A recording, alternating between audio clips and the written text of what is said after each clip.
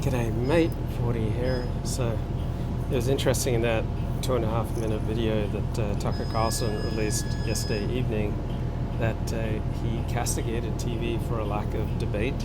Apparently TV news isn't debating all sorts of important issues, and that's amusing because Tucker's basically done away with debate on his show. Like, his show's just become monologues and guests who agree with him. So 2018 was about the last year that Tucker Carlson's show had significant debate.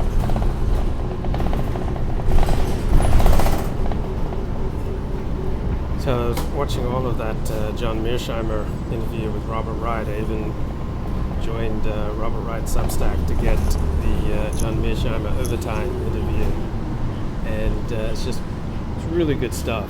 So they were discussing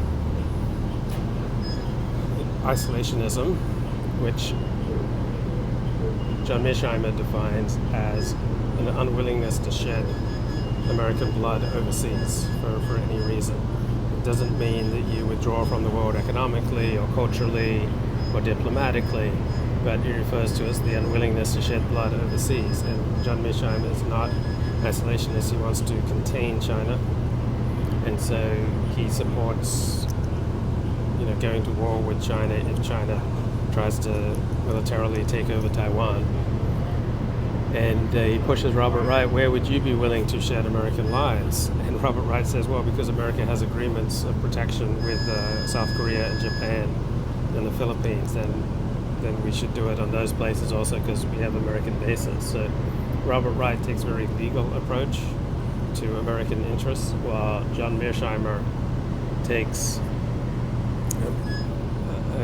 just a balance of power approach. He's not nearly as concerned with the international law as Robert Wright is.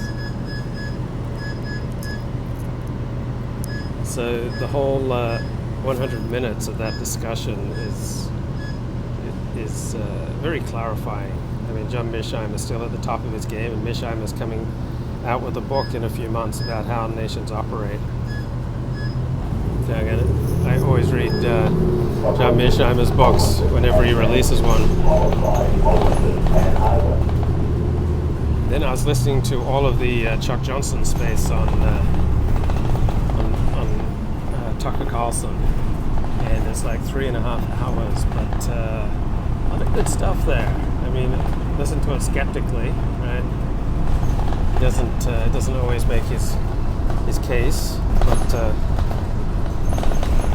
Chuck Johnson knows a lot of people. A lot of interesting people are showing up in the Twitter space, like people with extensive political backgrounds. So he's attracting an influential and interesting group of followers who interact with him and finding value in what he has to say. And Chuck Johnson is providing perspectives that I don't think I've heard before, and so some of them I think are quite important, at least to challenge received ways of understanding the world. And then he's got follow-up space from yesterday on, I think, 4 hours on Tucker Carlson and Likud. So I haven't listened to that yet, but I'm looking forward to it.